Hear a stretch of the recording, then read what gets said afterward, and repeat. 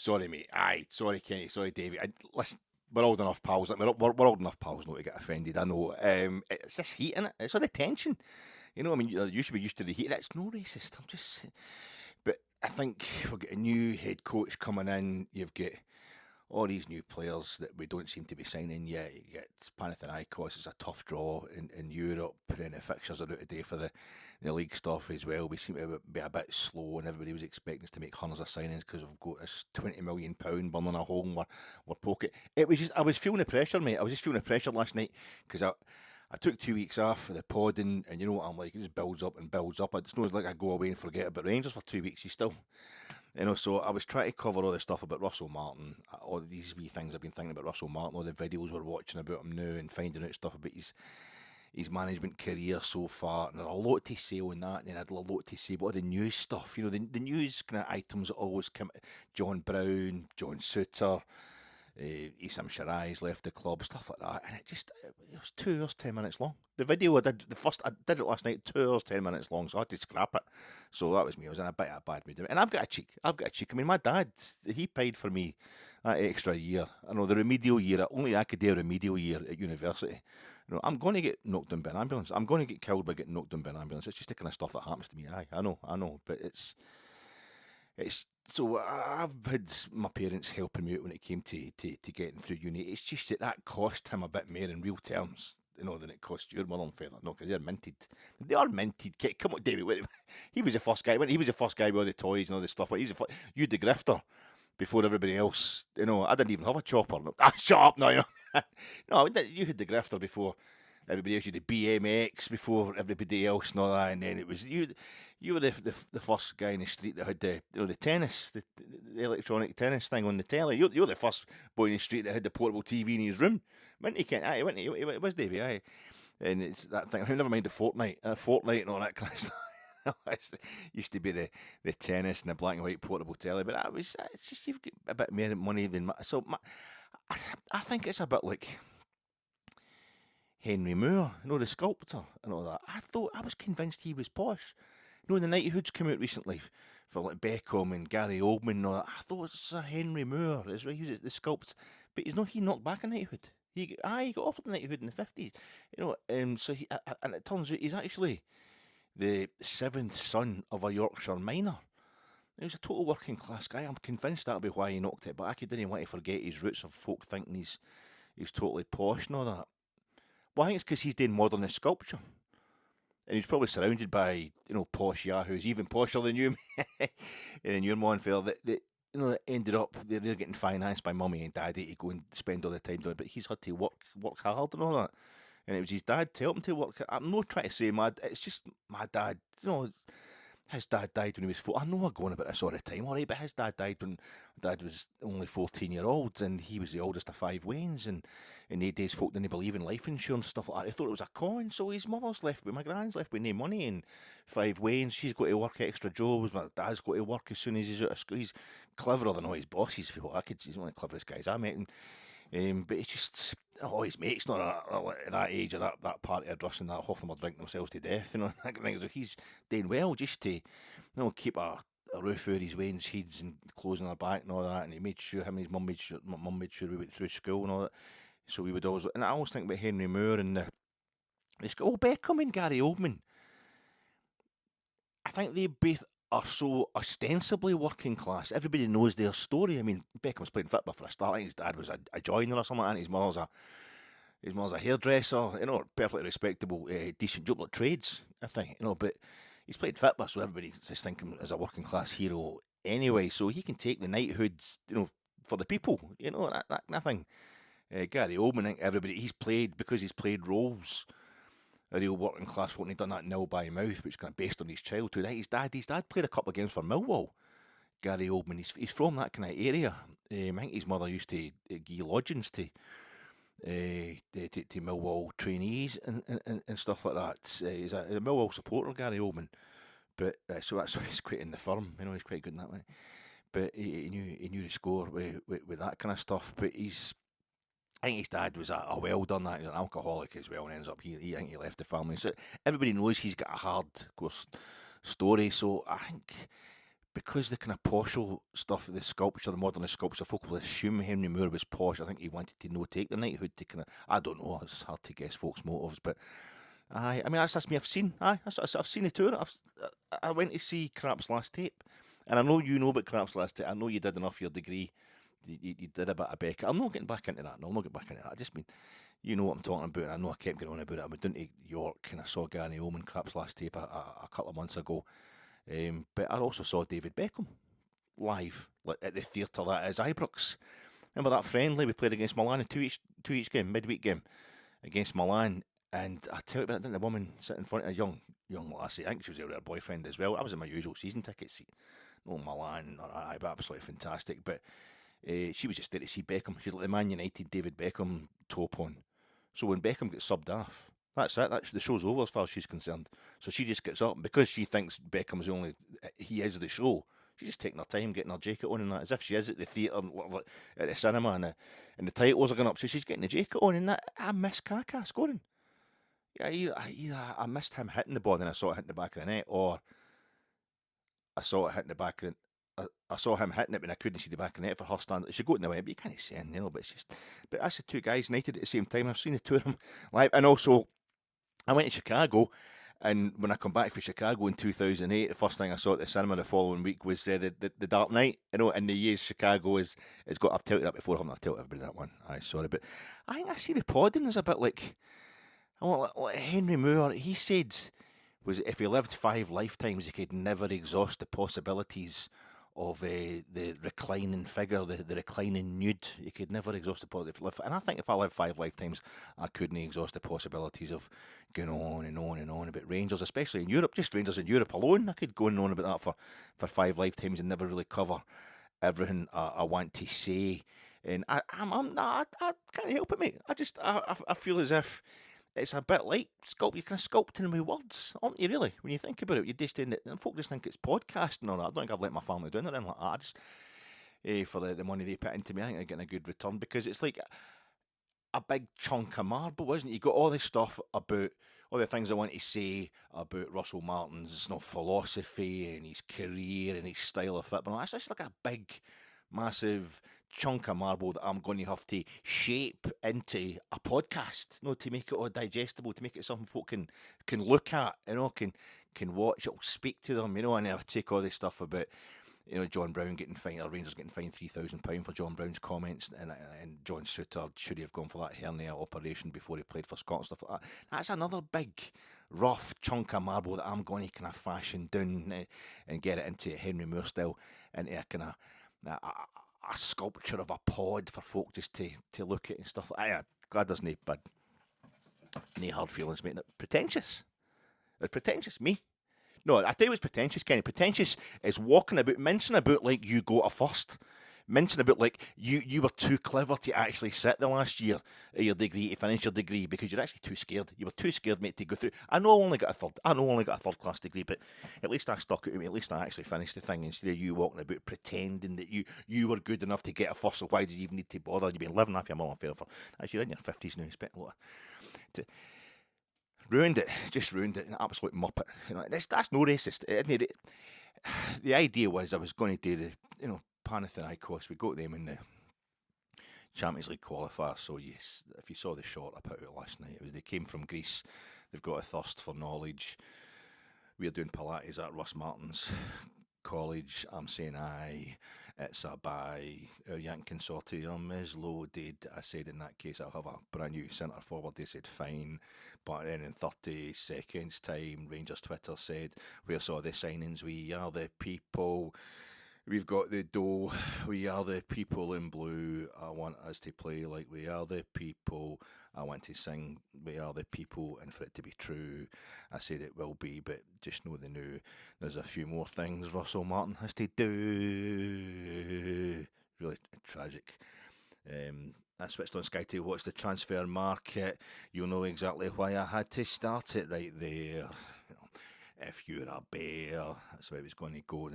Then Russ put all the players in a rondo and swapped the goalies for Rabbi Matondo. You know why. Russell Martin likes the keepers to play high, with the ball at their feet. Are you sure? Butland dribbling out his box for the people. You want to see whatever that looks like in Greece. You want to see a team fit for the people in the space of a month. Get us peace, but Russell doesn't get these things. God save our possession, kings, kings, kings. That was actually all right. That is another word sculpture, Kenny. That was another word sculpture in the Fat Egg podcast. Just a cheeky monkey. We got Panathinaikos. The whole idea that was a wee joke about Greece, Panathinaikos. Maybe we're going to get schooled and that kind of thing. But also, it was going to be the opening gambit, and what was going to be a pod that was mostly about Russell Martin, because I've been watching all these videos, the same as you have.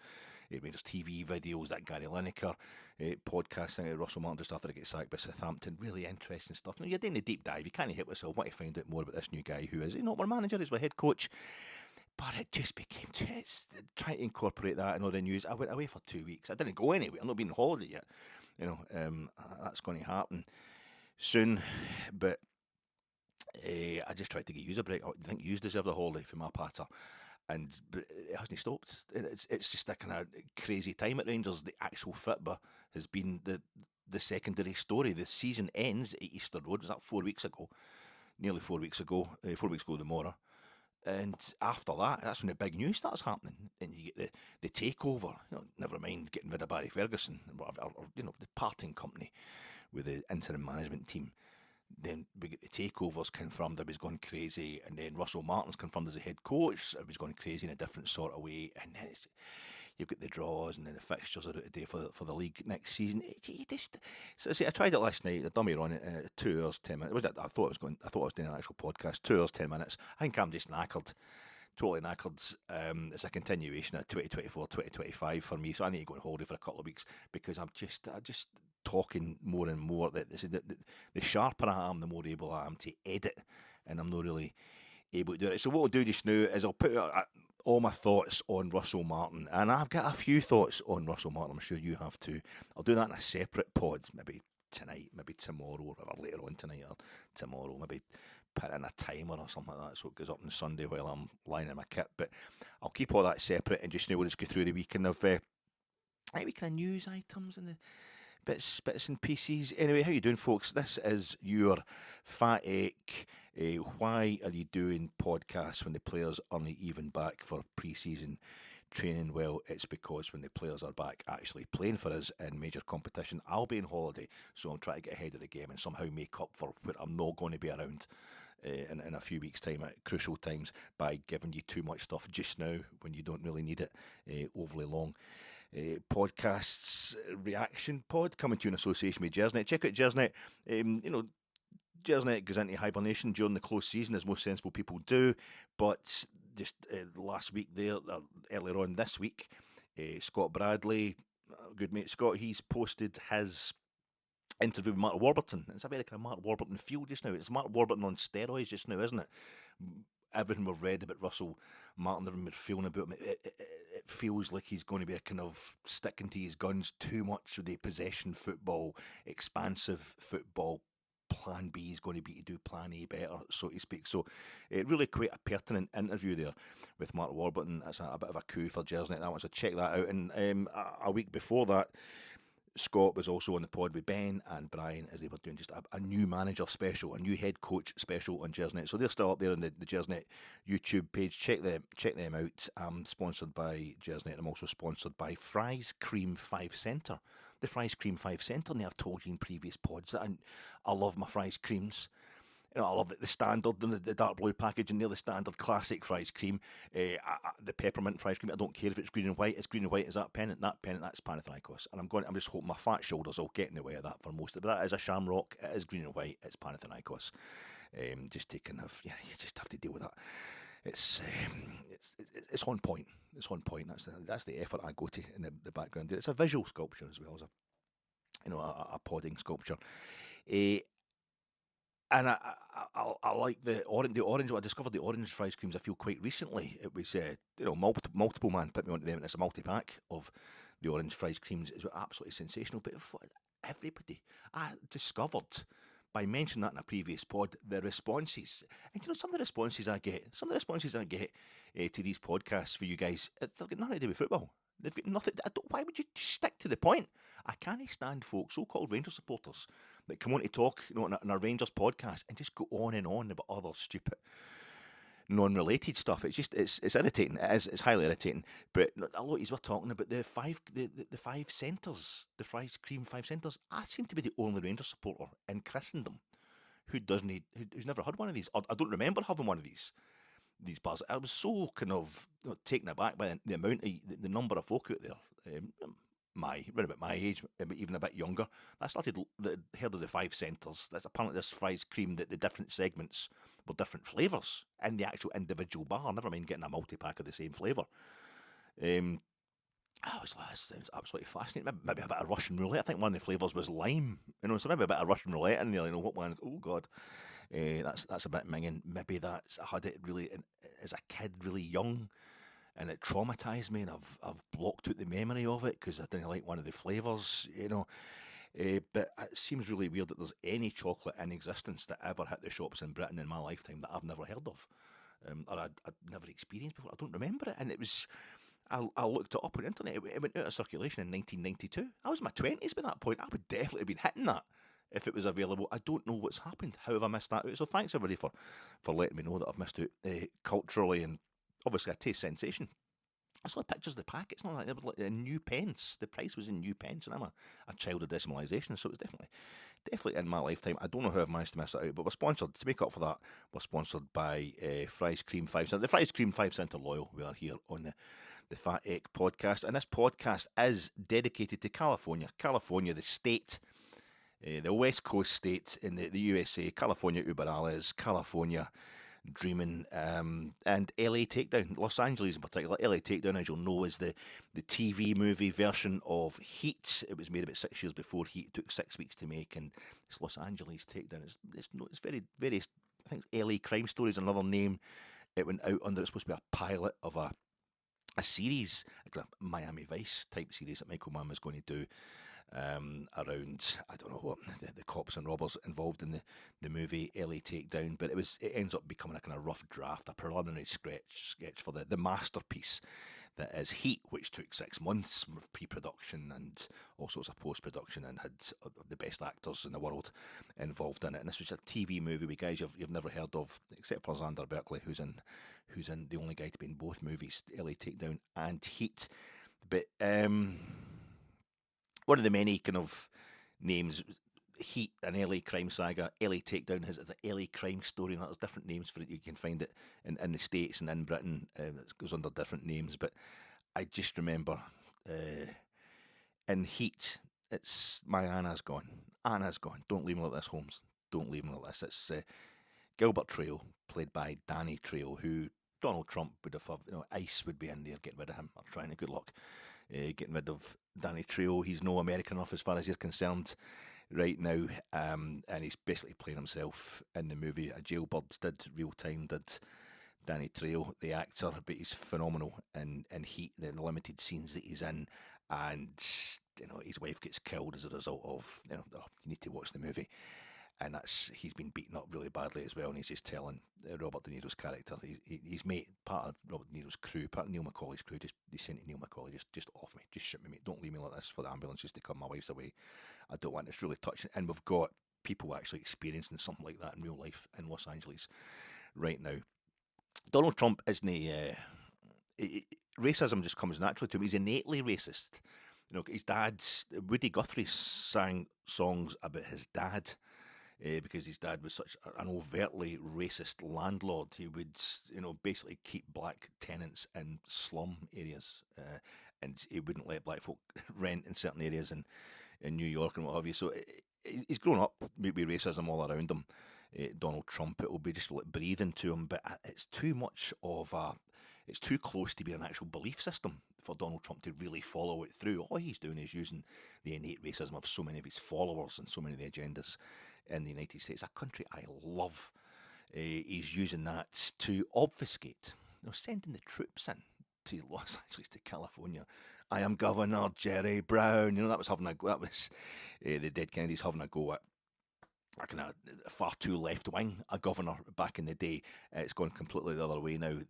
The actual secret police are in there in the States, and people are out protesting at the fact that immigrants, citizens of Los Angeles have been taken off the street. Even the kind of undocumented immigrants that it relies on, a city like that relies on to function, they've been whisked off the streets. And that in itself, people that protesting that, they send in the troops and they send the police in, and they're all totally OTT in their actions, hoping to start a riot, are the police and the armed services, because, or those branches of the armed services, because it's to obfuscate from the heist, the LA takedown, the real heist, which is the $15 trillion that Trump's big beautiful bill. It's always the opposite. It always means the opposite of what it is. That's the way scumbags like him work. The big beautiful bill, total just corruption. It's horrific what he's doing, taking $15 million out of the closest thing the states have got to social services. And giving them to as tax breaks to billionaires to compound the disparity between rich and poor over there. And Los Angeles, I've yacked on about it before. I've been to New York a couple of times. You can all do that a bit. It's a bit easier these days. There's travel and what have you. Still, it's not a cheap thing. It's a kind of once every few years type of thing. If you're lucky enough, you got to go to New York. Been a couple of times. You've been to Boston, been to Chicago, been to well, sort of last summer I was telling you, I was last Easter, 25th wedding anniversary, we did Nashville, Dolly Parton's, Dollywood, did all that for a couple of days as well, and then we drove around. It's a dream of mine to actually drive interstate, and it was great. It was fantastic through the Smoky Mountains and stuff like that, driving to North Carolina, staying in Cherokee,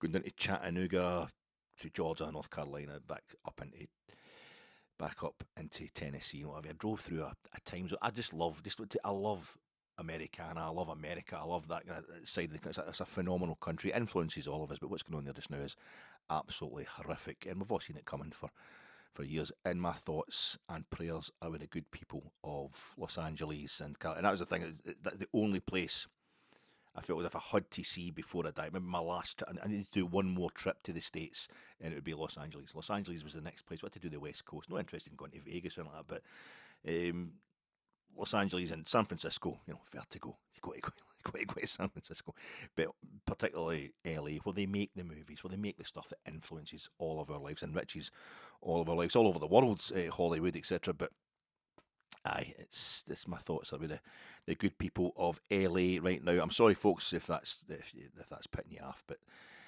that's what's been going on for the last few years. My name is Alec Anderson. If you want me to stay, I'll be around today to be available for you to see. But I'm about to go, and then you'll know for me to stay here, I got to be me. You'll never be in doubt, that's what it's all about. You can't take me for granted and smile. Count the days I'm gone, forget reaching me by phone, because I promise I'll be gone for a while. Really, so it's probably the worst kind of tribute you can pay to anybody, any musical genius, is to put their work through the horrifically greasy, just backwards, kind of infested voice that I've got. The filter of my attempts at singing, I've no, but it's at least with that one. That was as far as I'm concerned, that was Sly and the Family Stone, the first of two 82-year-old musical geniuses at opposite ends of the vocal range, but at the exact same point of genius and the exact same point on the range of imbibing drugs and what have you, that passed away in this month, earlier on in the month of June. I only do a tribute to one at a time, you'd be pleased to know. But that was me just talking about Rangers. A wee message for Rangers. They've been away. They're away just now, but they've been gone for a while. But they'll be back. To take them for granted at your own peril. But I was doing that through Sly Stone, a tribute to Sly Stone, because I can't do it. You get an idea, even somebody as bad as me that's singing. If you know the tune, you kind of see it. I can get doing the common people thing at the beginning. You go, he's doing the tune, even though he's absolutely mothering the song itself. But it was a family affair. Family Affair was the one you would always sing if you're going to try and do a wee tribute to Sly and the Family Stone. It's impossible. It's just the articulation to try to sing along with "It's a family." I mean, the chorus and that's fine, but the bits where Sly Stone singing, it's impossible. The way he goes into words quicker than you know, even though you've been listening to that song for decades. Then he goes into other words a lot slower. You're going ahead of him, you're going behind him, and you'll never replicate that kind of the intimacy of it, the way he swallows it. Was that kind of clippity? I don't know what's going on with the musicians out there. You can tell me, but it's like a kind of Clydesdale of funk. It's kind of clippity clop. It's gorgeous. It's like quicksand. It's sucking you right in there. You just automatically feel in the groove. You're all consumed by it, and he seems to be. He's got feedback in his vocal cords. He seems to have the microphone in his throat. Sly Stone, 82 years old. Unbelievable. Rest in peace. So, what is it to talk about, folks? I think the main thing is going to be Panathinaikos. It's taken me 25 minutes to start really talking about Rangers. Sorry about this. I really need my holidays. But Panathinaikos, we have drawn them in the second qualifying round of the Champions League, the 2025-2026 Champions League. Number 16 is the first thing to think about here. Panathinaikos finished 16 points behind Olympiacos in first place, but Panathinaikos were second in the Greek league last season, but they were 16 points off Olympiacos. We went to Piraeus. We played against Olympiacos in Piraeus, and we drew with them. We drew 1-1 last season. And the last 16 of the Conference League is as far as Panathinaikos got in Europe last season, whereas we are getting to the quarter-final of the Europa League, the superior, a further round in a superior European tournament. So you're thinking, that's fine. We should be able to deal with these. We've been to Greece, we've sorted it out, but of course the problem is we're supposed to have a whole lot of new players coming in. Eventually they will be coming in, I would imagine, as the transfer window reopens for us mere mortals that aren't at the Club World Cup. But that and a new manager coming in with a kind of strong philosophy. He's going to reshape the team in his image. That's a lot to take on board. It's that whole problem we always face at the start of a season. It may be okay if Panathinaikos were going through the same thing, but I think they're sticking with the same manager they had last season, the Portuguese fellow whose name escapes me. He's former manager of the Egyptian national team. He's manager of Benfica. But he's won stuff. He knows what he's doing, basically. I don't think there's going to be massive upheavals at their club in terms of playing style and playing players, employees, the rota, the roster. So they're going to be in more of a flow, and I think it's looking like they're massive favourites for this tie, which is, that would put us at the Champions League straight away. Whether you think we should be at the Champions League because we get more of a chance in the Europa League, that's up to you. I think we should always be trying the best we possibly can in Europe. There was two other clubs we could have got in the draw yesterday. I'm talking to you on the Friday. The draw, of course, was on Thursday. We could have had Servette of Switzerland. We could have had Brandbergen of Norway, and Servette we played 2 or 3 seasons ago under Michael Beale, and we beat them. The same, I think it was the third qualifying round. I think it was the third qualifying round of the Champions League. Swiss clubs don't have a great. No Swiss clubs ever reached a European final. And Servette, I think, are the worst of the kind of Basel and Young Boys Bern, the kind of best known Swiss clubs. Servette, I think, are the worst, got a pretty terrible European records, and they came to Ibrox and we beat them. We beat them 2-1 at Ibrox, and we drew 1 each in Servette in the second leg. I think, did Sam Lammers miss a chance to put us 2-0 up early doors? I was at the game, but anyway, it was more of a grind than it should have been at Ibrox, and I think we went a goal down. I think they levelled the tie, did they? Over there in Geneva in the second leg, but Tav, who scored in the first leg, also scored in the second leg, as he always does, and through we went to take a pounding off PSV Eindhoven, but we got past them. I don't think we were going to be too worried about them, but Brandbergen, I think, if you want to be negative, if you think we're going to be too much up in the air with all the changes happening this summer when it comes to this tie, then perhaps it's better that we're getting beat off Panathinaikos. We're a respectable club with a great history everybody's heard of, rather than Brandbergen.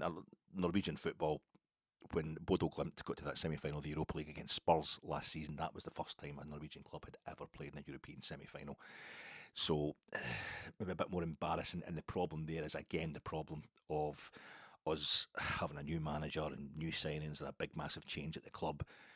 The Norwegian season, as you'll know by now, is a summer season. I know that makes you think about little and large at the end of Blackpool Pier, but it is a summer season for them, and I think Branbergen are about 15, 16 games into their season. They're in the flow, they're match fit. This is going to be our first competitive tie. It's supposed to be the 22nd or 23rd of July, and the first leg is at Ibrox. So it's going to be Panathinaikos, and I'm sick of the sight of them. This is the third time I've met Panathinaikos in Europe. If I go to this game, the home leg at Ibrox, I don't really miss home European games, but I've already mucked up. No, I hope my wife's a teacher, so she's after the full 6 weeks, so I have to do holidays I don't go later in the year, put them both into the summer here, and we're supposed to be going to Bruges. We're going to just go for a few days to Bruges, and that's a whole plan. But then we played. I'm actually not going to Bruges so I can see Club Bruges at Ibrox, not friendly, because that's a club I've never seen before. I wasn't at the Scott Nisbet game. I didn't have. That's when I was going to uni, and I didn't have the money to. I went to the Marseille game, and I didn't get to the Scott Nisbet game against. But I'd never seen them in the European final, so I want to get them off the list. No, Panathinaikos, a European finalist. We'll talk about that. But I've seen them. This is the third time I've seen them. If I go, it's. I don't know if I will bother, but I'm going to probably going to go to it. It'll be third time. Emerson, Lake and Palmer. Emerson, Moles and Novo are the only Rangers players to have scored against Panathinaikos. The first time we played them was it 2003, 2004? Champions League group stage. We went over to the, I know the stadium off the top of my head. I'm not having to look this up. It's the Apostolos Nikolaidis Stadium is their home stadium. That's their home stadium. Because you know what happens with is it Hoi Megalos Tres? They call them the big three. The big three in Greek football. Olympiacos of Piraeus, which is the port of Athens, they've got they've done up their stadium in recent years, and it's about 35,000, 40,000 capacity. It's decent, and the Nea Philadelphia, the newly done up their new stadium, really AEK Athens, where Olympiacos won the Conference League season before last night. The final was played there. They beat Fiorentina after extra time in that Conference League final in 2024. Did Olympiacos becoming the first Greek side ever to win a European trophy. Only the second ever to get to a European final, the first to win a European trophy. So there's a decent sized stadium, so it's more on Panathinaikos now, who are still at the Apostolos Nikolaidis that they've been at for years. But if it's a really massive game, traditionally these clubs will move the tie to the Olympic Stadium, to the National Stadium. I think it's named after a journalist now or something. Forgive me for not getting the name exactly right, but the classic kind of 75 to 80,000 capacity Olympic Stadium. It staged a few European Cup finals, etc. In Athens. So I would like us to play them there because we've played them the last two times. We always draw one each. The last two times we went to Apostolos Nikolaidis, we draw one each, and it's at Ibrox that the difference is made. We went there first time, as I say, under Alec McLeish in the Champions League. Emerson, the Brazilian, he scores for us, and they had a man sent off, Panathinaikos, and everything seemed to be going fine. And then it didn't, because we couldn't really play as well against the 10 men as we had against the 11. Of course, they equalised, so it was a bit of a downer. And they came to Ibrox. By the time they came to Ibrox, we were out the Champions League. It was all about us against them for the Europa, so the UEFA Cup as it was then. Spot finished third UEFA Cup, and if we won that night, we were going into the UEFA Cup. We would continue in Europe that season, and we scored early on through Michael Moles at Ibrox. It was a great moment because it's gone quite mental. I remember I was at the game. Panathinaikos had a lovely. It's no, you always notice if there's a green strip that you quite like. It was all white, but with the green. I'm sure it was green Adidas kind of stripes on it. It was quite smart. But I remember Angelos Bassinas, hero of Euro 2004, the Greek side that won Euro 2004, he scored for the halfway line. I'm pretty sure it was the halfway line, if not inside his own half. He hit this thing. Stefan Klos definitely had an eyesight problem. Great with point blank saves, but beat by a lot of shots from a long way out. I think he didn't see them till the last minute, and this one was getting faster as it travelled. Panathinaikos won 3-1 on the night after having gone a goal down, and we were rock bottom. But the next time we played them, it was the first tie in the UEFA Cup for us in 2007-2008, because we had finished third in our Champions League group stage, and we drew 0-0 at Ibrox. So just still to see Rangers beaten Panathinaikos over a single match, but we went over to the Apostolos Nikolaidis Stadium there, which I think used to hold about 27,000, but I think they've seated bits of terracing, so it's now a kind of just like 16, 17,000 capacity. That's why I think it may get moved this time, or I hope it does.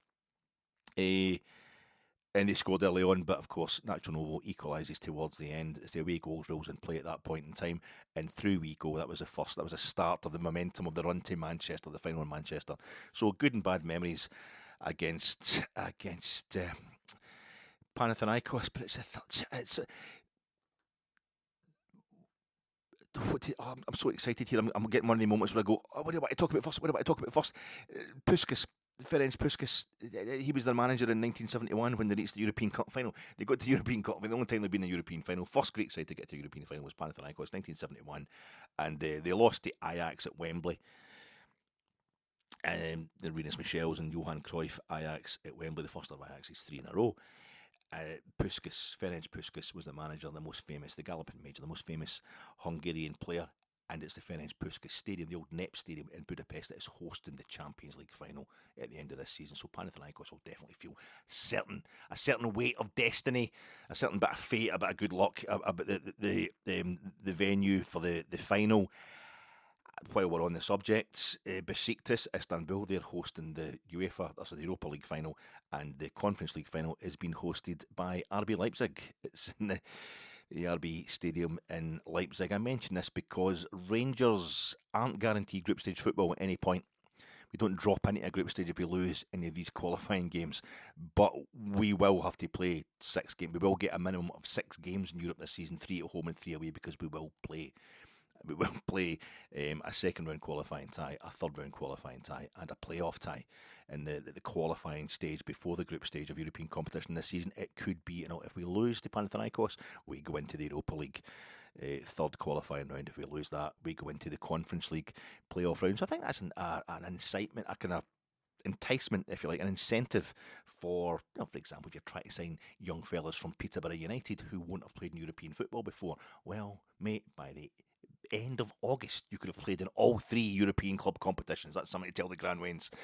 Get that in. You could get a career-ending injury by September, so you might as well get it in there now. Get your chance to play in all 3 European competitions by the end of August. Maybe it's the bookending that we need. This Rangers support. So many Rangers supporters seem to think that if we do well in Europe, I can't really blame them because it's the way it's panned out so many times.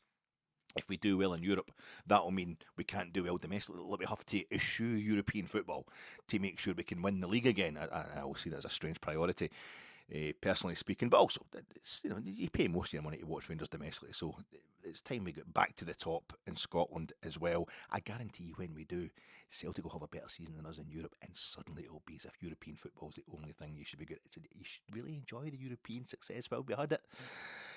But I feel as if maybe that's what we want to do then. Maybe Steven Gerrard arrived at Ibrox and he got us through the 4 qualifying rounds altogether to get us into European group stage his first season as manager. Well, not been able to win anything domestically until like 3 seasons later, but maybe this is what Russell Martin's got to do. He's got to get us beaten in 3 different qualifying rounds and make sure we don't get into a group stage in his first season there, so we win endless league titles. That seems to be the logic that a lot of us are applying.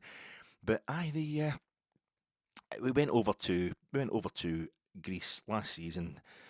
Olympiacos, who cruised to the Greek title, we gave them a hell of a game, and Cyril Dessers scores a cracking goal. Should have had a few more, and doing things like that, scoring in Piraeus and then scoring later on the same competition against a Turkish side, a very famous Turkish side in Istanbul.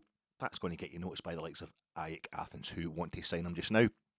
And he's in negotiations with, I think we're in negotiations with AEK Athens for Cyril to go over there, but that will let them know. I think that also lets Panathinaikos know to be aware of Rangers, so they'll be on their bit. I remember when I watched the highlights of them going out of the Conference League to Fiorentina. It was Dave Farrar. Dave Farrar's a commentator for TNT, or it must have been TNT the highlights were in, but he's been a commentator for years with these kind of not your Champions League monopoly cartel games. So Manchester United are playing Juventus. Oh, that used to be glamorous. That used to be a great tie. It's just, right, whatever. But the guys like Rangers, like Roma, like Eintracht Frankfurt, like Feyenoord, kind of floating around the periphery of the Champions League. Still massive clubs with massive ambitions and massive supports. But Dave Farrar just genuinely loves his European football. Hearing Dave Farrar commentating, it's been Eurosport, I think I heard him at first. It's like he sounds, his voice commentating these games sounds the way I used to feel in my late teens, my early 20s, when I was collecting World Soccer, when I was getting like every edition of World Soccer magazine. Just, oh my God, European football, global football, it's amazing. It's so. And he was doing his dinger, commentating this game. They moved it to the Olympic Stadium, the first leg against Fiorentina, who, of course, had played in 2 previous Conference League finals. This was the last 16 this season. It's the team, of course, that Olympiacos had beaten in the final at AEK Athens ground. So it was only right that the following season they had to go and play Panathinaikos in the Conference League. And Panathinaikos went 2-0 up, and I think in the first 20 minutes, the place is going crazy. It wasn't full, but obviously there was a bigger crowd than they could accommodate in the Apostolos Nikolaidis. And Dave Farrar's gone mental, and then Fiorentina go and they score. It's not that plastic kind of wetting yourself. Oh my God, Lamine Yamal's only 17 years old that we constantly get on for the big games. It's just genuine love of the game. He's got the facts as well as Dave Farrar, and Fiorentina by the 25th minute it's 2 each. This is great stuff. He's basically shouting. 2 classic European clubs having a classic European tie. Panathinaikos won it on the night. They won the first leg 3-2. But they go over to Florence, Artemio Franchi for the return leg, and they're 3-0 down by 25 minutes of that one. And they pulled a goal back, so it finishes, they just go out by the odd goal over the 2 legs, but kind of well beaten were Panathinaikos. So they say it should be, if it was Barry Ferguson's Rangers, just everything kind of continuing smoothly for last season, we would be going into this as favourites. But I think because of the upheaval, none of us are really expecting to go into this game as favourites, and few of us are expecting to win. But yeah, that's... It was Ferenc Puskas. He's the manager of. I've not talked about football for a while. These folks, 2 weeks is too much. So just a wee second. During the Champions League final, Desiree Doué, he comes off. He scored 2 goals. He's got a chance for a hat trick, but he comes off in a game that PSG are dominant. Was it 3-0? Was it 4-0 at the time? I can't really remember. And he just joined a long list of guys that have just been stopped at 2 goals in the European Cup or Champions League final since 1969, when Pierino Prati scored for Milan in the Bernabeu against Ajax 2 years earlier. Ajax's first European final was the European Cup final 2 years before they won it against Panathinaikos.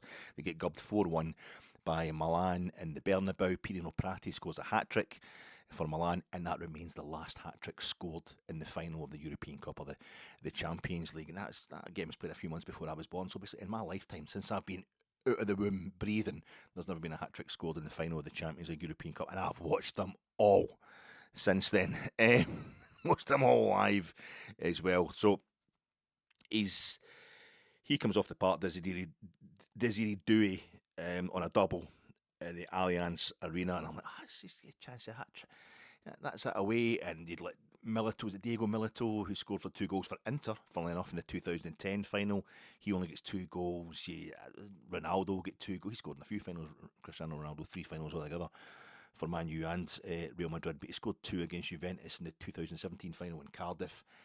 And Bayern Munich, the 1974 European Cup final replay, the only time the final was replayed, him and Uli Hoeneß, Gerdie Müller and Uli Hoeneß, both got a brace. They scored 2 goals each in a 4-0 win against Atletico de Madrid in that final in Brussels in the Heysel. And none of them managed to get a hat-trick. So it's just waiting for somebody to get a hat-trick. But Puskas got 2 hat-tricks in this final. There's only been 4. When Prati scored his hat-trick in 1969 for Milan against Ajax, that was only the 4th hat-trick ever scored in the final of the European Cup. 2 others were scored by 2 of the other 3 were scored by Ferenc Puskas. And 2 of the other hat-tricks scored in the final of the European Cup or Champions League were scored in the same game at Hampden, because it's the biggest gubbing MD's taken was Inter in the last Champions League final just a few weeks ago there in the Allianz Arena. It's the only time MD's ever lost the Champions League final or the European Cup final by more than 4 goals. But it was still half as many goals total. It wasn't as much as it was only half the goal fest that the 1960 final was at Hampden, of course. Real Madrid 7, Eintracht Frankfurt 3, but only 2 guys scored for Eintracht and only 2 guys scored for Real Madrid in that game. And Alfredo Di Stefano got 3 goals. Ferenc Puskas, only man ever to score 4 goals in the final of that competition, and he scored 3 goals again 2 years later in the 62 final against Benfica in Amsterdam before half time. And Real Madrid lost. They lost 5-3. That's one of your pub classics. to Benfica in the days when European Cup finals were European Cup finals. So there's only been 4 hat-tricks ever scored in the final European Cup or the Champions League, and they've all got something to do. 3 by Real Madrid players and 1 of them in the Bernabeu. And Ferenc Puskas, the Galloping Major, his name quite rightly given to the national stadium in Hungary and Budapest, where the final of the Champions League is going to be played in this season. And I don't really expect us to be troubling that, despite the fact that one day Russell Martin has stated he wants to be a manager of a Champions League winning side. I hope he wants to win it with him. What else is doing the news? I'll do the John Brown thing first. John Brown, not a nice quiet one. We'll do Issame Charai. And it is a nice quiet one, isn't it? Issame Charai, the Moroccan mystery man. Although he was born in Brussels, Moroccan parentage, Moroccan heritage. He's worked with the Moroccan under 21s, under 23s, and this kind of thing. He's worked with the Moroccan national team. But he was born in Antwerp, a suburb of Antwerp. So when he arrived at Rangers last season, as late as he did in January last season, I assumed it was because Philippe Clement, also born in Antwerp, and Charai had so many kind of assistant manager jobs in Belgium, in Belgian football. I thought they must know each other. They must be mates. I don't think it was. Because, of course, when Philippe Clement left, he took his staff with him, except for Issame Charai, who stayed. Because when the first goal that we scored, Issame Charai's first game involved with Rangers, he's in the technical area, he's on the bench practically for the game against Union Saint-Gilloise of Belgium. And the word was he was there as a set-piece coach. It must be Niels Koppen that's brought him over. Niels Koppen also from that part of the world. So you guys will do the paid-for content and other, heart and hand and all that, and this will all be dealt with People Rangers Review. People will know the story here. I'm just trying to talk as an ordinary Rangers supporter. That's the whole point of this podcast, to see what one other Rangers supporter thinks about all things going on at Rangers and how he or she thinks them. And I just thought, it must be Clement, because his first game's against a Belgian club, and we scored the goal. We beat Union Saint-Gilloise that night, a great night. We end up qualifying directly by the end of that night. We finished in 8th place in the new Europa League group stage. It's a goal against Union Saint-Gilloise, and that's the first goal we scored. We beat them 2-1, but the first goal we scored was a set piece. It was a nice kind of variation in our corner routine, kind of saved by Tav taking the bad ball. But he still gets the cross in, and it's scored by Nico Raskin. It's against a Belgian club. This guy's Charai's come from Belgium. He's scoring. It's a Belgian that's scoring against a Belgian club. He must be. Nico Raskin also scoring in Philippe Clement's first game in charge of Rangers. That 4-0 win over Hibs. It's a whole kind of Belgian thing going on there. But so, and you saw, I remember, I didn't see it at the time because I'm up in the main stand, but when I saw the pictures when I get back home to watch the game again, the camera showed Clement running straight to Charai after that goal. That was you that got that done. That's you. What an impact you've had. So I thought Clement must have requested him to come over.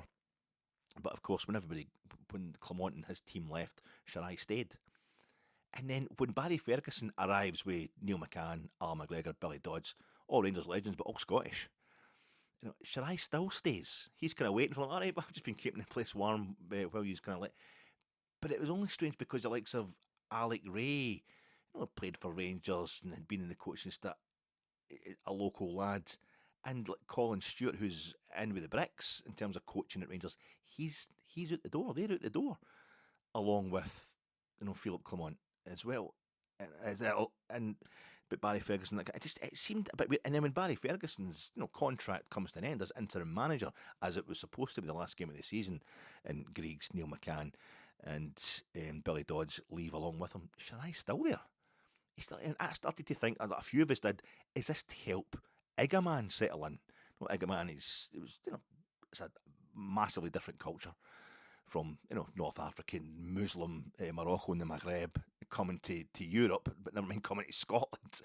He's struggling with the language and all that. He's trouble settling. I thought maybe Charai he's a kind of babysitter, really, an overpaid babysitter for Igaman. Maybe he would still have stayed. It's because he's got the Westerlo job. He's got a job at Westerlo. He's now their manager back in the Belgian league. But he conducted himself really well. Seemed like a really nice fella. Charai seemed to get on with everybody, obviously. But he goes away with nothing but lovely things to say about Rangers, and we've got nothing but lovely things to say about him. But I think what's happened is he just went, I get here, a comfy Belgian football. The first thing that happens is we're playing against Union St Gilloise, and it's Nico Raskin, a Belgian international, who scores against them. And what's the next game? And what's the first game for Russell Martin at Ibrox? It's Bruges. It's Club Bruges. I've basically just been back in Belgium. Sod this. So off he is gone. Union St Gilloise. It was nice we saw them last season. They've won the league. They've just won the league for the first time in like 9 decades. Become Belgian champions again. And I know it was a bit more painful when we played Napoli. We saw Napoli. That was great to see. That was the first time I'd seen Napoli. And I know they won the league this season, but when we saw them that terrible Champions League group stage in 2022-2023, that was them winning the league for the first time. The Italian title they won it at the end of that season. They won it at Udine, which is hosting the Super Cup match. That was a thing. I remember they clinched it at Udine that season, but I felt quite good. That was a nice thing. I thought, although they gubbed the 3-0, it's quite an eventful game on the night at Ibrox. Lots of other reasons, but just to see that Napoli side, the first Napoli side to win Serie A since Maradona, only the third Serie A ever they had won, in the first in 33 years, and it was that was nice. But then that's Union St Gilloise. It's nearly three times that length of time since they won the Belgian title. It's just a wee thing to take on board to appreciate what it's like to see these clubs, because I went to Scotland game. I went to Scotland against Iceland, and I know we're going to talk about John Souttar and how a lot of you don't like the Scotland national team and don't like the Tartan Army and blah blah blah. I've done all that before, but I will go and watch Scotland. It's my local national team, so I'll go and watch Scotland. And I suddenly realised a few weeks ago, it was actually 2 weeks ago tonight, that game against Iceland. Rangers suddenly played for the best part of 2 weeks, but that was me, just one more game, because I realised I suddenly had the chance. I was rabbiting on endlessly last season about how I had the chance to complete a full set of home fixtures in a Rangers season for the first time probably in my life. Maybe it's second or third, I don't know. I've not really checked into it that deeply. But because the unique set of circumstances, us not playing at Ibrox at the beginning of the season, I think that obviously we decided not to bother arranging any friendlies, pre-season friendlies, which usually catch me out. I'm usually on holiday in the summer. So I'll miss, or even sometime, kind of league games or something at the start of the season, still on holiday. It's the only time I get a chance to get on holiday. So it was, I thought, well, the one benefit of us not being able to arrange any friendlies, because we don't even have our own ground at the start of the season, is that I can now probably get to go to just say I've been to every home game this season. But I suddenly realised I was doing the same thing with Scotland. And if I went to this friendly against Iceland, that would mean I'd been to every game, and I've done it. I did go every game for club and country in one season. And I've only been to 37 games this season. Usually if I go to less than 40 games in a season, it's been a bad season from a supporting point of view for me.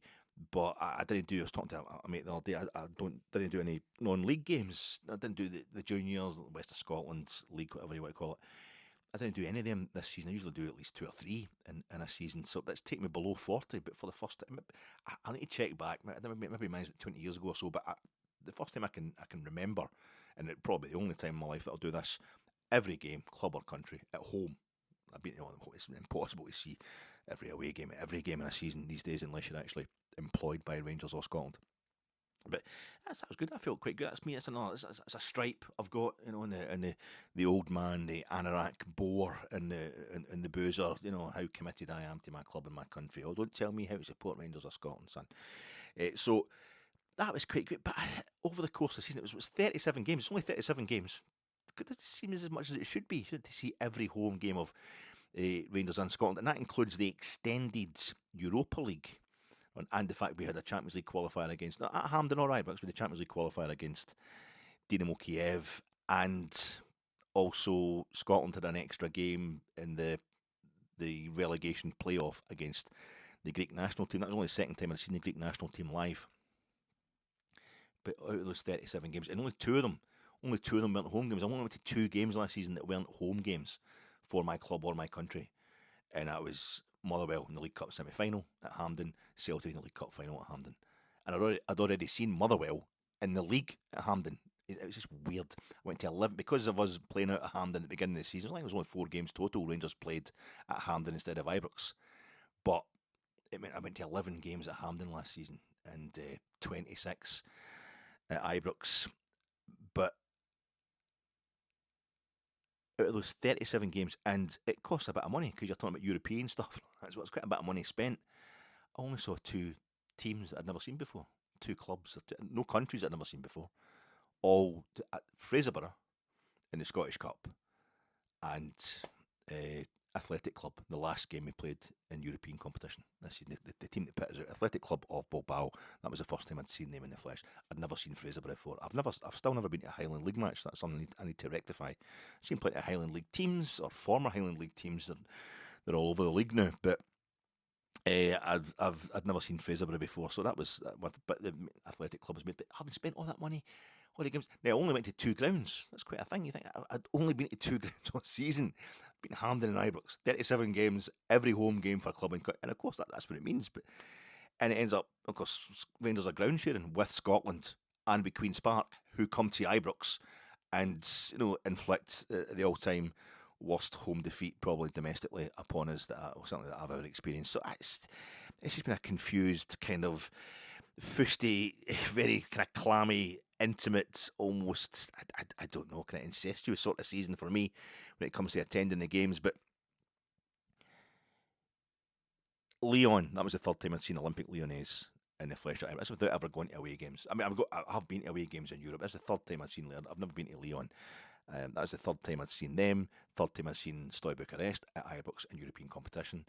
It was the second time seeing Union St Gilles, as you'll be the same as me, but this is going to be the third time I'm going to see Panathinaikos. It was the second time I'd seen the Greek national team. It was the second time I'd seen Dynamo Kiev. First time I'd seen them at Hampden, but the second time I'd seen Dynamo Kiev in Europe. It was Croatia at Hampden for Scotland. I saw them. That was only the second time I'd seen them at Hampden. They played at Hampden like 6 times, Croatia, but I also saw them a couple of times at Euro '96. It was the fourth time I'd seen Croatia. The third time I was seen Poland, because I saw them at Wales. The one time I went to see Wales at home, so I could see I'd been to other home. They were playing. Wales were playing Poland. That's the third time I've seen Poland. Fourth time I've seen the Portuguese national team. I saw them at City Ground in Nottingham during Euro '96, as well as 3 times at Hampden. And the third time I saw Iceland, and it just gets to the point. I'm looking through the SFA ticket and website. It's like I'm going to go to this game against Iceland. £40 for a ticket, the cheapest ticket I could find, right down the front of the Celtic end. You know what the views are like from behind the goals, and of course I'm going to the Celtic end as well. But the smell of disappointment was still there for the previous Saturday, so that was quite good. But no, it's a terrible view, and you think £40. It's only because I'm completing the season, and I'd seen Iceland twice before. Iceland have now only played at Hampden 4 times. I've been at 3 of their games, but I've still never seen Switzerland. I know a lot of that's got to do with there's a few things happened. We did a friendly against Switzerland, and I had tonsillitis, and there was another time we played them in the 90s, and I didn't have the money. I was studying or something like that, But I've never seen Switzerland, but I've seen Iceland 3 times now. And the first time Iceland played at Hampden, I wasn't there. It was the only game I missed. I was like 14, 15 at the time. In the Mexico '86 qualifiers. I was at the game against Wales. We get beat 1-0. Ian Rush was a game where we beat Spain 3-1, and Kenny Dalglish scores his last goal for Scotland. And I was at the playoff game against Australia, the home leg against Australia. The only game I missed in the home games in the qualifying for Mexico '86 was Iceland. And if I'd been there, I would have seen 3 generations of the Good Johnsons. I saw Ida Good Johnson's boy scoring against us a couple of weeks ago the night. A couple of weeks ago, Ida Good Johnson's son scored against us at Hampden. The first goal Iceland scored on the night, and it was. I think Ida Good Johnson, he scored against us the first time I saw Iceland at Hampden. That was a qualifier. We had a 100% record. That's another stupid reason for playing at Iceland, and another reason we shouldn't have played Iceland in this friendly. It's no the Nations League. We're no bound to play a European team. Senegal are playing the Republic of Ireland. They're playing England at the City Ground. After we should slipped him into Hampden the Friday night. But no, it's Iceland. I've never seen Kosovo. I've never seen Andorra. I've never seen Azerbaijan. I've never seen Luxembourg. Switzerland, obviously, and there's one more. Did I mention Luxembourg? I did Montenegro. So that's only 6 UEFA nations I haven't seen live. They're men's national teams that I haven't seen live. I played one of them, Scotland, just for a change. We've never played Turkey at home. Turkey have never played yet. We should get. So I've never. I was just raging at who we'd picked, but at least I saw Ida Good Johnson scoring against us, and then I've seen his boy scoring against us. I would have seen his dad playing against us if I'd gone to the game in like 84 or 85 when we played them in the qualifiers for Mexico '86. But it took them 3 generations. And I saw Ida Good Johnson. He played in the game where Barry Ferguson gave the Vickies. Him and Griggs were doing the Vickies to the big screens. That was a World Cup qualifier as well, I think. We won that 2-1. We had a 100% record. We won all 6, 3 at home, 3 away against Iceland. Most of them by a single goal. But we've just went and wrecked that, haven't we? We've went and wrecked that. But Ida Gudjohnsen played in that game as well. Omar Barry gave the Vicky. So I think it was quite a cathartic. Another thing that persuaded me to go to that game against Iceland. It's quite a cathartic thing. Barry, the way he left Rangers was because of the Vicky's thing. Walter, who'd been Scotland manager, I'm not having that at all. That's just completely disrespectful. You've got to behave like a captain for club and country. You're out of here. And I was glad that Barry got a chance to make up for that when he come back into the role this season. And it was particularly cathartic to then go back to the next game I go to after the end of Barry's reign is Iceland against Scotland at Hampden. And Iceland fairly gave us the Vickies in that game, but also saw Ida Gudjohnsen playing home and away against Rangers for Barcelona when we played them in the Champions League in 2007, 2008. I was at both the games in the new camp as well, so it was quite a thing with the Gudjohnsens. But apparently when Ida Gudjohnsen played his first game for Iceland, he came on as a substitute for his dad, and his dad's biggest regret is I think either or his father get injured shortly after that, so they never got to play together. And of course he's towards the end of his career, his dad, so never actually got to play together for Iceland. That was the thing he most wanted. But he coming on as a sub for your dad is quite a way to make an international debut. Quite a moment for the Gudjohnsens. Well done them, but it just shows you, I keep seeing the same bloody teams all the time, and now it's Panathinaikos for a third time. That's a complaint about absolutely nothing, but it's one of the reasons I found myself watching the Club World Cup. Lots of reasons you shouldn't, just Infantino is filth. He is filth, human excrement. He's everywhere he gives a World Cup to. I think the only reason America's having the States is having these problems just now with Trump is because Infantino gave them the World Cup. It's almost he's kind of 3 out of 3 now, isn't he? Qatar, Russia, it's just and Brazil didn't have the best record when it comes to they like a wee fascist government every now and then. Do the Brazilians as well? So I think Biden would have won, or could have won another term, but Sir Kamala, she would have won if there wasn't a World Cup going to. It's Infantino. He's the problem. But seeing Benfica against Boca Juniors, I know there's massive problems with the tournament as well, and I'm quite happy to see it fail because of Infantino. Seeing Boca Juniors playing Benfica, seeing two Argentinians scoring, 2 World Cup winning internationals scoring against Boca Juniors. Neither of them have played for River Plate or Boca, but they're giving them the Vickies and all that when they're scoring these goals. That's great stuff. Fluminense playing against Borussia Dortmund. That's now got the kind of, it's just an age thing. I'm just too old. I've seen it all before. But that's now got the kind of exoticism that I used to get with European club football, European club competition. Oh my God, a team for Germany. How different is that to Partick Thistle, who play in the same colours as the German national flag? But I don't know, that's why they came to mind. See, they're playing against Celtic and Aberdeen that all the time. We're playing against Bayern Munich. No, I've seen Bayern Munich more times than I've seen Hamilton Accies. I've certainly seen Borussia Dortmund more times than I've seen Fraserburgh, and it's quite weird. But this is now, these ties are giving me. I know it's driving the players into the ground. It's just draining supporters of the finances, etc. And it's just probably killing football. It's overkill. And it's all about a battle between FIFA and UEFA, and it's just a power grab and a money grab as well. But I can't help being a bit enticed by seeing these matchups. Monterrey against Inter. Sergio Ramos scoring the goal. He's a bampot, Sergio Ramos, but he just keeps going, doesn't he? He just keeps getting these magical moments, scoring Champions League finals, scoring Super Cup matches, scoring Monterrey's first goal against Inter in the old the Club World Cup. And it's that Fluminense. That's the first time they've ever played German opposition. What about all the times they've played Grêmio? What about the time? Am I right? No, okay, not Grêmio. Grêmio, Porto Alegre in Brazil. And that's the Internacional, they're big rivals, the big derby there. Internacional, Porto Alegre. That's the only South American club side I've seen. I've seen the Argentinian national team. Maradona was the manager, brought to Scotland for a friendly, because that's the first place that Maradona scored for the Argentinian national team was against Scotland at Hampden. We won't talk about that, Dad, and not take me to that one. But I saw the Argentina national team that night when Maradona was manager at Hampden, and I have seen the International Porto Alegre in a pre-season tournament, 86-87, the 4-team tournament. Ajax and Real Sociedad were there as well, the Ibrox Cup, or whatever it is. And that's the only time I've seen an International Porto Alegre. And Independiente of Argentina, at one point definitely had maybe still the best record in the Copa Libertadores, not the South American Champions League. They should I be talking about this? Sorry, I've not talked about football for a while, 2 weeks, but I love them. I've just got a wee thing for Independiente.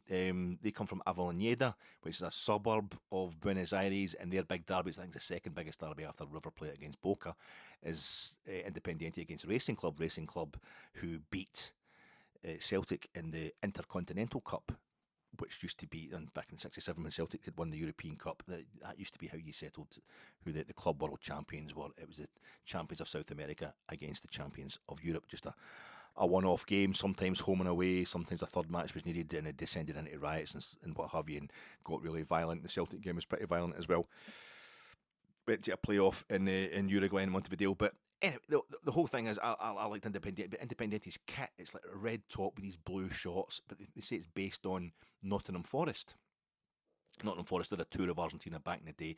It's a kind of derby, it's like the Dundee or the Nottingham, like Notts County against Notts Forest, the proximity of the two grounds, the Doble Visera, the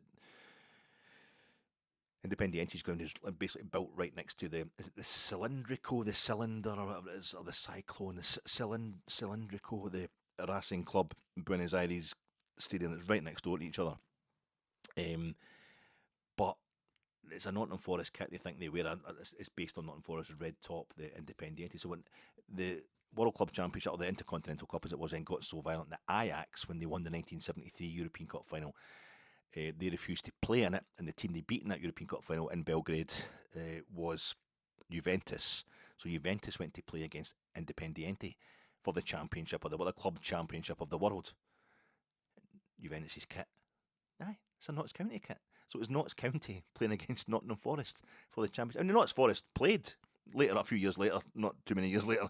Nottingham Forest played in a couple of, at least one anyway, played against Nacional in the Intercontinental Cup final, when the time they'd moved it to the one-half game in Yokohama. And did they play against, I think they might have played against Independiente. Or did Independiente just beat Liverpool? Anyway, it's Nottingham Forest against Juventus, the kits. Nottingham Forest against Notts County was the sorry folks, it's been a while. What else is there to talk about? John Brown getting the fine for £300 fine from the SFA for breaking Rule 38. Never break Rule 38, I've always said that. He's talking about it being corruption when the ball was a mile over the line at Easter Road in the kind of dead rubber. I don't think any game's a dead rubber. Involving Rangers at the end of the season, the last game of the season against Hibs at Easter Road, we're 1-0 up, and the ball goes across the line. But because I think it's because, this is my own opinion, the officials had been punished for chopping off a Celtic goal at Easter Road. Would have been a Celtic equaliser. Hibs win the game because Alistair Johnson had taken the ball, as far as the VAR officials were concerned, he had taken the ball over the byline before pulling it back for Dyson Maeda to put the ball in the back of the Hibs net. And it was later ruled that this was a terrible mistake because you couldn't tell with the naked eye that the ball was out. It just looked as if it was out, and that's not enough because we don't have goal line technology. So I think the officials have just went, well, same stadium. And it was Alan Muir who eventually resigned, I think, as a result of that, and a few other mistakes.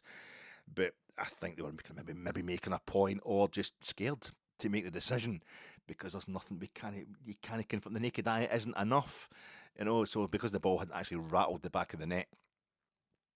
I mean, so many games. We should just move all the games to a kind of Southampton, the Dell type scenario. Remember the Dell? There was barely a ball's width between the goal line and the advertising hoardings behind the goal there. The ball just like bounced back out like a game of fives in the park or something like that. But we should maybe go back to that kind of thing, so the ball's definitely hit the back of the net. But it was clearly over the line, but the officials refused to give it, being very technical about it. It was obviously a goal, but John Brown on Rangers TV, which I listened to at the time. That's how I watched that game via Rangers TV, and it was hilarious.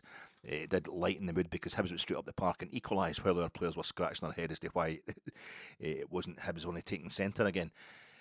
And that goal was allowed. And Bombers like, it's corrupt. It's corruption. It's corrupt what's going on here. Just saying the officials were basically biased against Rangers and were refusing to allow Rangers to get a goal. And Tom said during the coverage, the actual commentator said, "No, I don't think you can say that, John. I don't think you can say that it's corruption." Well, I'm saying it, Tom. Absolutely. But I'm sure I remember Bomber dialing it back, walking it back a bit later in that commentary. He definitely believes it, but I think he tried to say, well, obviously I can't say that officially or whatever, so it's but blah blah blah. I don't know if he did or he didn't. Maybe I'm just making that up, trying to defend. Nobody needs to defend Bomber. Bomber can defend himself. An absolute Rangers legend, an icon. I always get him in my world 11. What a player John Bomber Brown is, was. Still is as far as I'm concerned, and he's a big defender of all things Rangers. He's just got that combative, strident, just ready for a square goal and a fair game all the time. And I think it's kind of a matter of interpretation here. You just call him a colour commentator like they do in America. He's there to bring colour to the whole business of commentating on Rangers games, and he certainly did make that more colourful, didn't he, by just giving it, this is bent. This is totally bent. That's why the fixtures. But the SFA have come down and said he's breached Rule 38, and because it's a club organ, because it's a Rangers in-house television. That's like Rangers saying publicly. The SFA officials have been. The Rangers straight away have cited, their knowledge of other cases where in-house TV, other clubs has said stuff about, doubting the fairness of the referees involved. Tom Boyd, I think it stuck out for me when Tom Boyd implied something about referee John Beaton being a Rangers supporter, because it's unusual that you hear Celtic people saying, implying that referees are biased or that the whole world is against them. So, but that's one of, and there's also the case with Irvin Welsh, famous Scottish writer, saying that Alfredo Morelos of Rangers should be decapitated and have the different parts of his body chopped up and sent to different parts of the different corners of the world, which I thought was so preposterous. I just found it kind of funny. I don't really think he's genuinely advocating that, and it's nothing that doesn't happen at Easter Road anyway. Just standard, the amount of bucky bottles and stuff like that that's thrown at our players, and they go there and you get guys from the park to actually attack them. And Ryan Porteous, what he's been allowed to get away with against Rangers players, just so he can play up to the Hibs crowd there. I don't think there's, in Irvin Welsh's wee hurty words, weren't really going to be any worse than that. But would they incite somebody to do stuff? And this is the problem I think we've got. This is why I can't go along with it. It's just harmless comments. If anybody, you could just say it's a colour commentator. It's unscripted. Rangers were saying it's unscripted. It's just Bomber just reacting to the heat of the moment, which is the job of a co-commentator. You listen to flipping Rio Ferdinand's unbearable. Just trying to work yourself into a frenzy about stuff all the time. Look how excited I am. He should basically just say after every goal, I'm more excited about this than you are. They're just there to provide excitement, a bit of reaction that fans can relate to. So Bomber's just doing that. He's just done it too pointedly. Unfortunately, I don't think it is bent. By the way, I think the officials are just incompetent at best. I don't think they get the help that they need. The SFA are pretty feckless when it comes to this stuff. We're way behind the curve in what's already a difficult enough thing to apply. VAR, it's complicated and it needs tightening up. You need to have officials who know what they're doing. We need to have just we need to have the goal line technology, and we also need to have as many paid full-time professional referees and assistant referees and VAR officials as we can possibly get, so the standard of refereeing in this country comes up. But I don't think it's been. But I'm not going to argue with Bomber what he's wanting to say about it. The only problem I have is I think it's a bit like a rammy on the park when players start having the handbags when they're fighting each other and stuff like that. It's great fun. It's part of the fun of the affair. It's entertainment. But if you sanction it, if you don't sanction it, so if you don't punish it, it then becomes the sport. It becomes a different sport. It becomes rugby league. It becomes rugby. It becomes UFC. Whatever. It needs to be. It's part of the fun of the fair. It's stuff that's not supposed to happen. It's a bit transgressive. So you must get punished for doing it. So you should get punished if you're an in-house organ saying that the referees are bent. We can't have that. But I imagine from the statement, the very strong statement that Rangers brought out, basically saying it was very Peter Lawwell. We'll be watching you. You've made your bed. You're going to lie in it now. Anytime we'll be watching any other club. Their TV co-commentator says something about referees and all that, and we're going, it's a kind of embarrassing statement as far as I'm concerned, but it's got to be done these days. We have got people on all the committees now. We've got people on all the working groups. This is one of the things that's happened since We've brought in Thelwell and Purdy and all the money, Marat and Kavanagh, and I think it's also the good work of Patrick Stewart and just what the Rangers have been doing over the last few years is building up the influence behind the scenes, getting it back to what it used to be for Rangers. And if it's going to be a case of he who shouts loudest, well then we need to make sure that we're in there shouting the loudest. The problem we have, as I say, I would like to go along with it's just harmless comments, and I don't mind. That means you're not allowed then to mind when Tom Boyd or Irvin Welsh says stuff on behalf of their club, But the problem is there is a kind of humourless club out there. It's supposed to be us, the staunch Presbyterians and all that, but we know it isn't. There is a club for whom it's only funny when they're winning. Our cheeky chappies, but they have a total sense of humour bypass when it comes to the possibility, and you can't help thinking that this is maybe a piece of obfuscation by the SFA, trying to take attention off the massive mistake they made that day, but I think it's just bringing more attention to it, so that can't be the case. I think you should sanction clubs who are saying things about the referees, impugning the integrity of the referees because it gets to become policy for certain clubs. I'm talking about Celtic. Believe it or not, as a Rangers fan, what a cliche. I'm talking about Celtic. I'm not being in any way subtle about that. It's as hard as I try in these word sculptures that I'm putting together for you. You get a situation where Celtic are so concerned about the integrity of the sport that Rangers need to play twice as many games in a week as they do, and I run into a tightly run league race to prove that it's no bias against Celtic. We get punished for reaching a European final and stuff like that. We need to make sure Rangers are playing 3 games a week. Compared to our 2 games a week, or maybe 4 games a week, and they run into a really tight title race in which they've also got a Scottish Cup final coming up to make sure that the game's no biased against Celtic. So you can't. I remember they had the situation where Philip Clement shared a joke and a laugh with the 4th official. It was at semi-final of the League Cup against Hearts. Freeze frame. Oh, I having a wee laugh with the officials. Now, I know there's nutcases out there who have got, for every club, who have a complete sense of humour bypass and can't see the lighter side of the game. The same people who usually demand, and there's more characters in the game when it's there. When it's their players having a laugh, their officials having a laugh. But it definitely gets taken. There's an underlying desire. It's an article of faith, I think, for a lot of Celtic fans that the SFA are again. It's part of the character of their club. Their club is fighting the SFA as much as it's fighting Rangers, so we can't have the jokey, let's just laugh it off sort of thing, because it quickly becomes something that Celtic have used as policy to play to the galleries and to basically make sure that they're handed the league title, despite the fact we've almost got a quarter of the season still to play. Just unfortunate situation, but we'll just. I think it's been dealt with. We've got we're getting back to that kind of level of influence we need. And then there's the John Souttar thing. The one more really annoying thing. You'll be annoyed by my point of view, probably, is that John Souttar is just going for a hernia operation. I think Russell Martin's already said he expects him to be back in time for the Panathinaikos game. The idea is he put off the hernia operation so he could play for Scotland. In that game I went to on the Friday night.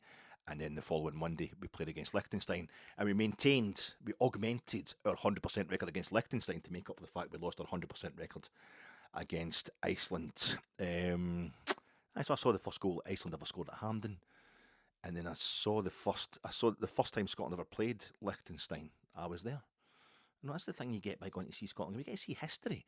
And it took us the 7th minute injury time to score the winner that night. It was hard going. I saw the first time we ever played Gibraltar, the first time Scotland played Gibraltar in international football, and that featured Gibraltar's first competitive goal in proper international football for their men's team. They took the lead, that did the equalise. I can't remember, it was quite a thing. But then Scotland scored their first hat trick. Stephen Fletcher scored the first Scotland hat trick since the late 60s. It was Colin Steen against Cyprus. He scored one against Gibraltar, and that was the first hat-trick scored for the Scotland national team since I'd been born. This is the firsts that you get to see going to watch Scotland, but I think that it's really, a lot of Rangers fans are raging that because we had so many quote-unquote meaningless games after, especially getting out of the Europa League to Athletic Club at the quarter-final stage, that Souttar should have gone in for his operation then because we pay his wages. I'm totally against that. I want him to play for Scotland. I want Rangers players to play for Scotland. It is an honour It's an honour for the club. It's an honour for me as a supporter of Rangers. I want him to cap for. I want Diamandi scoring a penalty for Cote d'Ivoire against Canada in some crazy shootout in a friendly tournament. Brilliant. I'm proud of him for that, but I'm mostly proud of Rangers players, Scottish Rangers players playing for Scotland. As I was proud of Billy Gilmore, Ardrossan Winton Rovers. His dad played for Ardrossan Winton Rovers. I'm from Ardrossan. That's the first season ticket I ever had was for Ardrossan Winton Rovers. The big thing they've got over hung over Ardrossan Winton Rovers is our big rivals, our traditional local rivals are Salkits Victoria. Salkits Victoria won the Scottish Junior Cup in 1925. We've never won it. We've never get past the semi-finals. It's worse for me than the fact Celtic have won the European Cup and Rangers haven't. That England have won the World Cup and Scotland haven't. So 100 years later, 2025, there's tears in my eyes as I watched Ardrossan Winton Rovers winning Serie A. Just take that, Salkits. Take that, Seasiders. You know what I mean? Shove that up your Bobby Lennox statue. We, Ardrossan Winton Rovers, an Ardrossan boy on the park. His dad played for the Winton, playing against Cagliari at this the Stadio Diego Armando Maradona, as they sealed only the fourth Serie A title in Napoli's history as a boy for Ardrossan on the park playing the whole game. Amazing. So I'm really proud of stuff like that, and I'm proud of seeing Billy Gilmore, a Rangers player, scoring. I mean, it was the night he scored against Poland at Hampden, and I'm there. I've just watched a boy for Ardrossan who used to play for the Rangers youth team scoring for Scotland. It's quite a thing. It's quite a thing, and it's that same feeling. Scotland are my local national team, and that's who it doesn't mean you're an SNP supporter. It doesn't mean you need to run about wearing a kilt and the attentions you can do a deer shit that I never do anyway. I've never worn a kilt in my life either. It doesn't mean you're not British. Scotland there is no Britain to go and support. There is no British national team to go and support except for Olympics or whatever, or different sports maybe have one. But going to watch Scotland is every bit as British as going to watch England, is going to watch Northern Ireland, is going to watch Wales. They're a constituent. Well, Scotland and England are the main constituent nations of the United Kingdom, Great Britain. So it doesn't matter what your politics are. It's just fit. It's fit by politics. And there's very little SNP. I think I've heard one thing ever.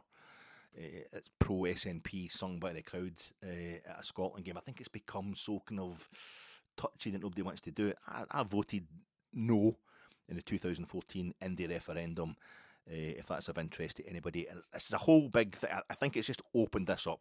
Folk saying that John Souttar, it's the thing of we hate the Scotland national team, we hate the SFA, and I don't have any problem with Rangers supporters who don't want to support Scotland. That's just please don't have a problem with me for wanting to support them. I find it utterly shaming when Scotland do terribly at World Cups and European Championships and stuff like that. We'll not get into the whole reasons for that we should be doing so much better. Basically the first international ever played was 20 minutes from where I'm sitting right now, a 20-minute walk. But when Scotland do well, it makes me feel good, and I like to go and see. I don't go. I've seen Scotland at Wembley like 3 times.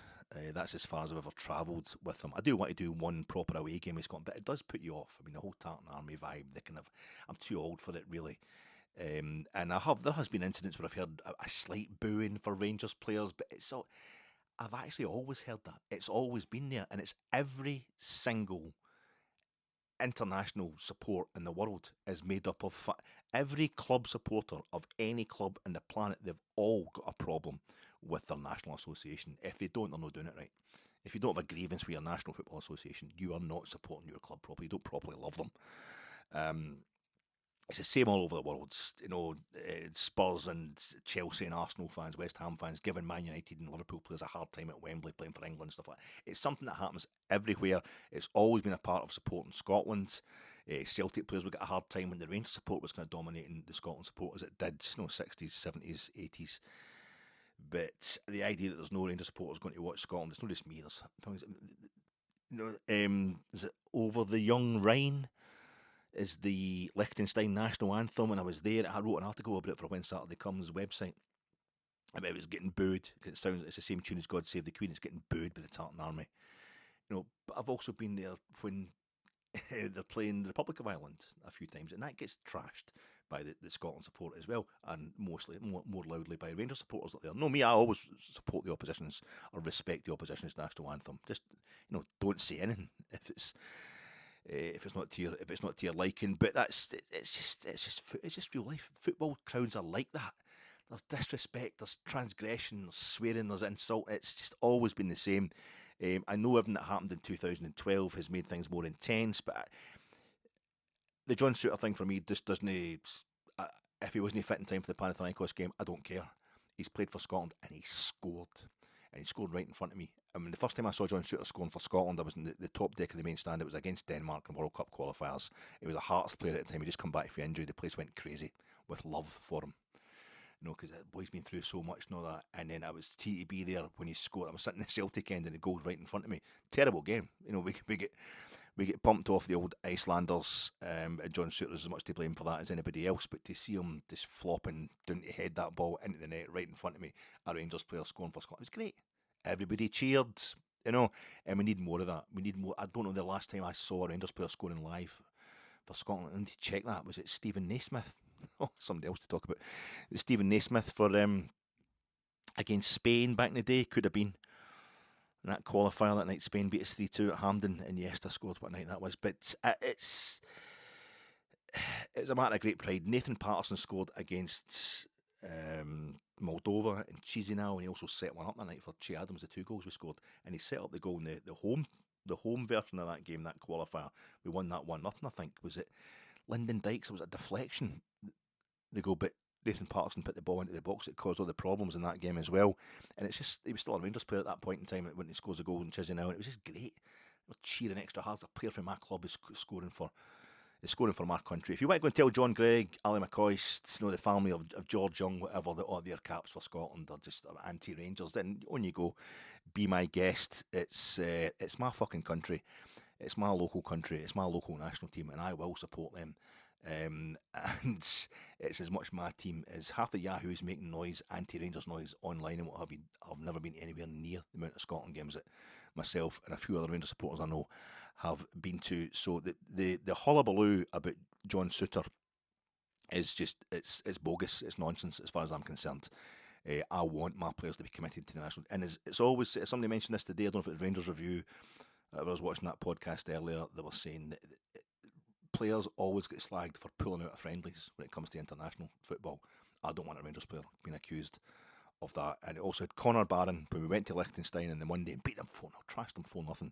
It's 3-0 in Vaduz, and on comes Connor Barron and has the assist to make it 4-0. It's just Liechtenstein we're playing, you know, but what a moment for him to get to play for his country as a result of what he's doing at Rangers, my club, our club.